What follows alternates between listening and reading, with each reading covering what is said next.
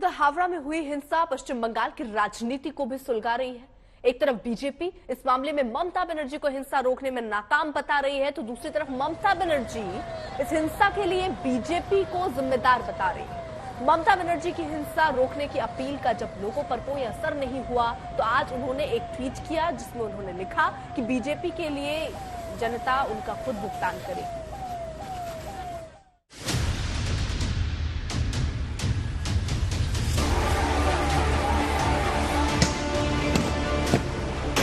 हावड़ा हिंसा को लेकर पश्चिम बंगाल की राजनीति गर्म।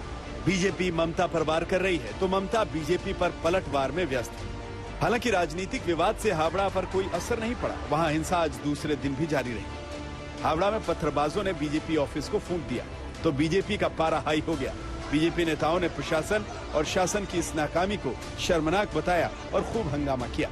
एक तरफ बीजेपी ने अपने ऑफिस में हुई तोड़फोड़ और आगजनी के लिए ममता को जिम्मेदार ठहराया, तो कुछ देर बाद ममता ने एक ट्वीट कर हिंसा की वजह बीजेपी के पाप को ठहरा दिया। हावड़ा जिले में लगातार दूसरे दिन हिंसा हो रही है।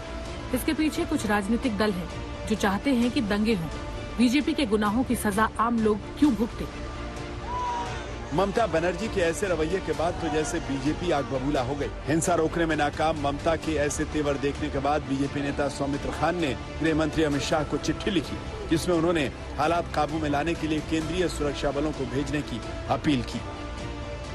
She is saying that BJP is a sin, and because of BJP, the ordinary people are suffering. I want to say we are sin. We are doing a sin because we have a chief minister like Mamata Banerjee, who is so incapable to handle any kind of this kind of a situation. राजनीतिक तमाशा सिर्फ इसी पर नहीं रुका। आज सुबह कोलकाता में जब प्रदेश बीजेपी अध्यक्ष सुकांता मजूमदार अपने घर से निकले तो उनके घर के सामने बड़ी संख्या में पुलिस तैनात थी। पश्चिम बंगाल पुलिस को निर्देश था कि सुकांता मजूमदार को किसी भी हाल में घर से बाहर न जाने दिया जाए, लेकिन जैसे ही ये बात बीजेपी कार्यकर्ताओं को पता चली तो बखेड़ा खड़ा हो गया।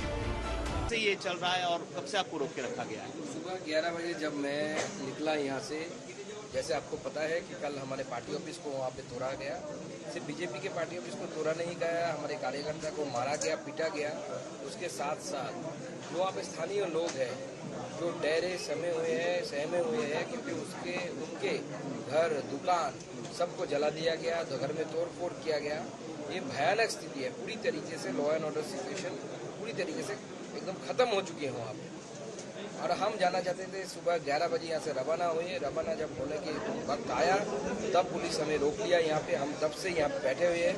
हम कोशिश कर रहे हैं उनको बात करने के लिए। आप पेपर्स दिखाइए, जो पेपर्स के वजह क्या बोला जा रहा है, आपको किस लिए रोका जा रहा है?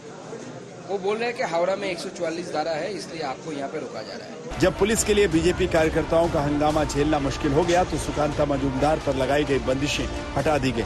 इसके बाद जाकर मामला शांत हुआ। हावड़ा हिंसा को लेकर राज्यपाल जगदीप धनखड़ भी एक्टिव हो गए। उन्होंने हिंसा पर मुख्य सचिव से रिपोर्ट मांगी।